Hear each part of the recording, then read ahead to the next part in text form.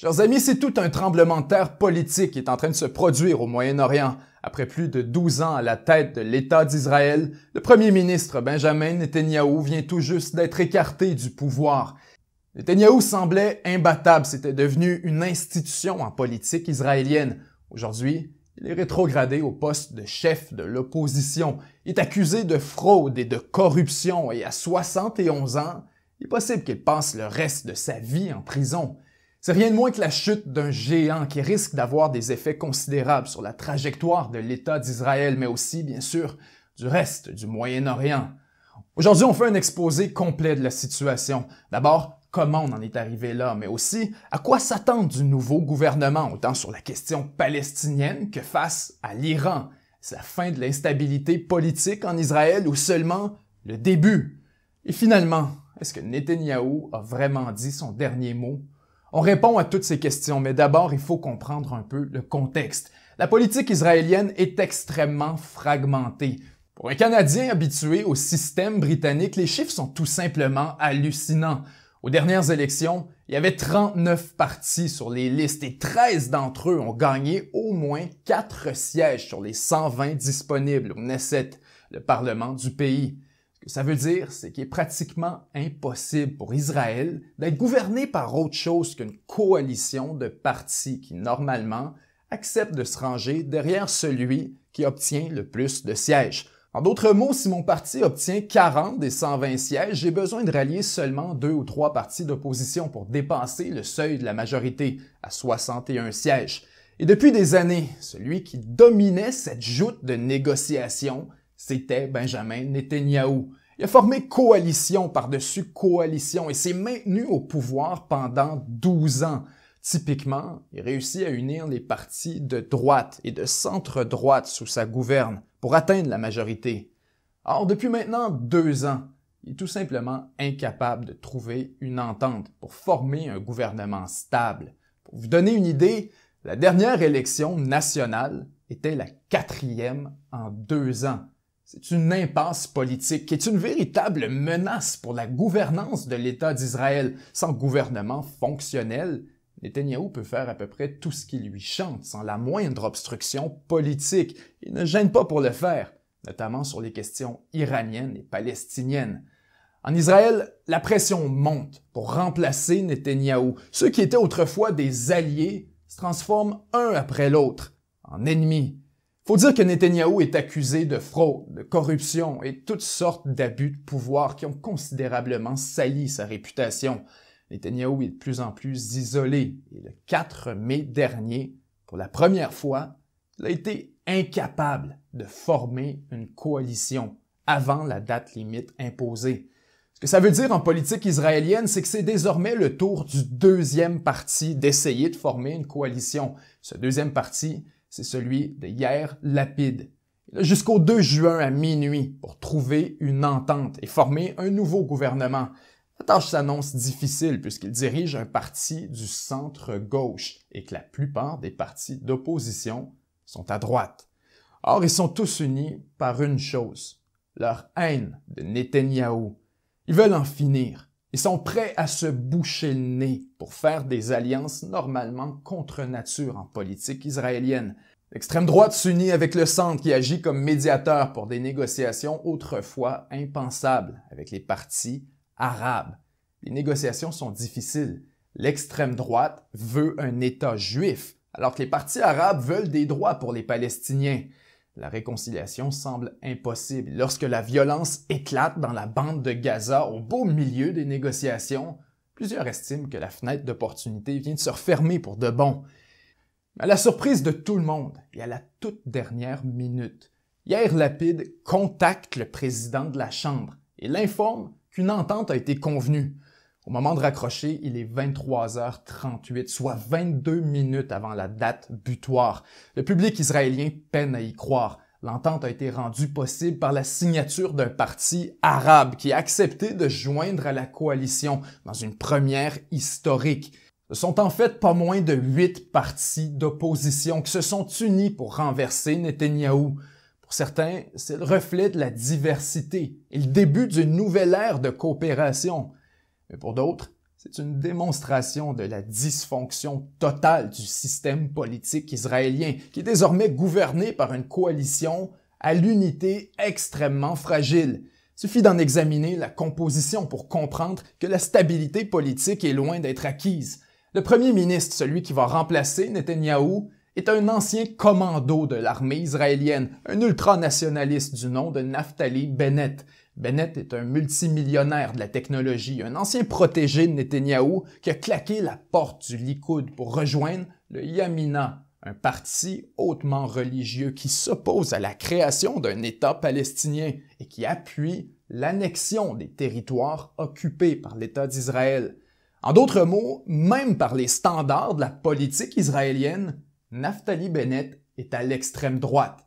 Pour former une coalition et remplacer Netanyahou, Yair Lapid n'a pas eu le choix de s'unir avec Bennett et de lui faire des concessions importantes, dont la plus grande est le poste de premier ministre pour les 2 premières années du mandat.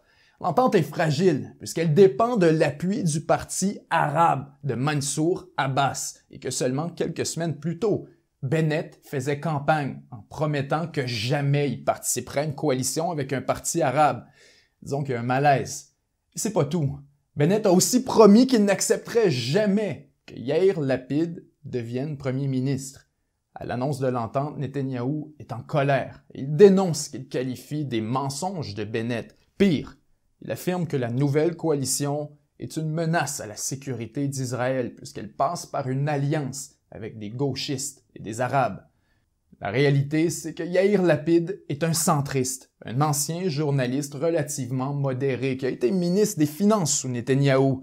Dans les jours qui suivent, Lapid orchestre une réconciliation publique entre l'extrême droite de Bennett et le parti arabe de Abbas. Bennett sort publiquement pour s'excuser d'avoir attaqué Abbas dans le passé. Il qualifie de leader courageux. Pour éviter d'exacerber leurs différences, Bennett, Lapid et Abbas promettent de travailler davantage sur des enjeux civils tels que l'économie et les infrastructures, en laissant de côté des enjeux plus contentieux comme la question palestinienne par exemple. Pour certains, c'est une vision naïve et irréaliste. Comment diriger Israël sans aborder l'éléphant dans la pièce, surtout dans une coalition qui dépend d'un parti arabe? Netanyahou se bat pour sa vie politique et il ne gêne pas pour mettre l'accent sur cette contradiction. Pour lui, la nouvelle coalition est vouée à l'échec et promet de plonger Israël dans une instabilité politique encore plus profonde. Il est seul à pouvoir maintenir l'ordre tout en tenant tête au Hamas, à l'Iran et aux États-Unis. Le 13 juin 2021, les députés du Knesset se rassemblent pour le vote fatidique. Il y a de la tension dans l'air. Des députés arabes menacent de voter contre le nouveau gouvernement, insatisfaits de ce qu'ils perçoivent comme une trahison de leur chef. Si un seul député arabe exécute sa menace, l'entente s'effondre. Au moment d'appeler le vote, l'un d'entre eux choisit de s'abstenir, ce qui signifie que la coalition s'accroche du bout des doigts, avec 60 votes pour et 59 contre. Ce n'est pas une majorité, mais c'est une pluralité. Après plus de 12 ans, Netanyahou est renversé. À 71 ans, l'ex-premier ministre se retrouve rétrogradé, chef de l'opposition, et doit maintenant faire face à la musique sur le plan judiciaire.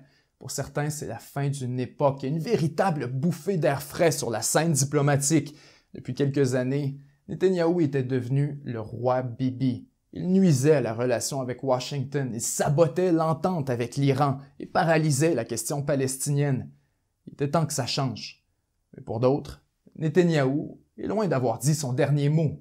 D'abord, la coalition qu'il remplace est extrêmement fragile et il demeure chef de l'opposition. Si le gouvernement tombe et qu'une élection est déclenchée, il peut absolument se faire élire à nouveau. En fait, ses chances seraient très bonnes. Selon les experts, son procès devrait durer au minimum 3 ans, quand on considère que plus de 300 témoins doivent être entendus. Si Netanyahou veut faire un retour, c'est pas son procès qui va l'empêcher. En fait, c'est probablement une motivation supplémentaire, puisqu'il pourrait enfin s'accorder l'immunité judiciaire, ce qu'il essayait déjà de faire depuis un moment.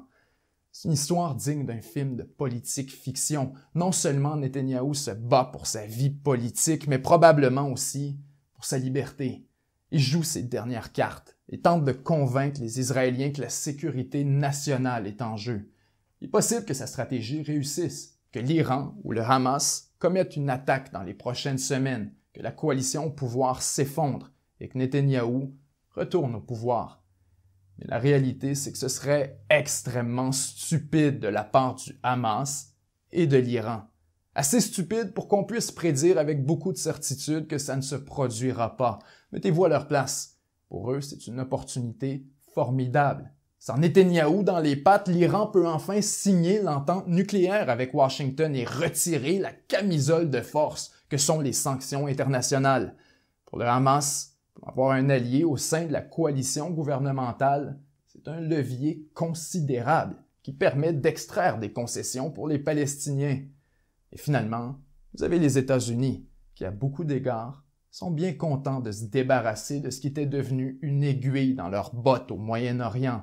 Le nouveau gouvernement est tellement fragile qu'il n'y a pas vraiment le choix de coopérer avec Washington. Ce que ça veut dire, c'est que malgré la présence de Naftali Bennett et de l'extrême droite, il faut s'attendre à beaucoup plus de discrétion vis-à-vis des désaccords diplomatiques avec Washington. Bref, le départ de Netanyahou fait l'affaire de beaucoup de gens dans la région et très peu ont intérêt à ce qu'il revienne au pouvoir, incluant les alliés d'Israël. Netanyahou n'a pas dit son dernier mot pour autant. Tant qu'il demeure à la tête du Likoud et chef de l'opposition officielle, il sera aux portes du pouvoir. Et si vous voulez mon avis, à 71 ans, je crois que Netanyahou va rouler les dés une dernière fois et essayer de renverser la coalition qui vient de le remplacer. L'alliance entre extrême droite et partis arabes est contre nature et risque de s'effondrer dès le prochain affrontement dans la bande de Gaza. Le gouvernement de coalition pourrait être de très courte durée, tout comme le passage de Netanyahou dans l'opposition. C'est un des personnages les plus controversés de la scène internationale. Que sa carrière politique soit terminée ou pas, ça aura été le premier ministre ayant servi le plus longtemps depuis la fondation de l'État d'Israël. Il est impossible de nier qu'il a marqué l'histoire contemporaine de son pays et plus largement de la région tout entière, pour le meilleur et pour le pire. Son départ offre une opportunité diplomatique importante de mettre des années de conflit derrière entre l'Iran et Israël. D'une manière, le Moyen-Orient l'a échappé belle puisque la campagne militaire furtive entre Israël et l'Iran était sur le point de dégénérer en guerre ouverte. Aujourd'hui, avec des nouveaux gouvernements en Iran et en Israël, on peut imaginer une forme de détente entre Tel Aviv et Téhéran, du moins le temps que les deux nouveaux chefs d'État s'apprivoisent. Avant qu'on se laisse, je me permets de vous poser deux questions. D'abord, pensez-vous que le départ de Netanyahou va avoir un effet positif sur la stabilité politique au Moyen-Orient? Ou au contraire, est-ce que Netanyahou était le ciment qui permettait une certaine cohésion au sein de la droite israélienne? Finalement, pensez-vous que la coalition qui l'a remplacé va résister au test du temps ou est-ce qu'elle va s'effondrer à la première occasion? On est à la croisée des chemins, j'ai hâte de lire vos commentaires là-dessus. C'était Benjamin Tremblay et 7 jours sur Terre. À très bientôt.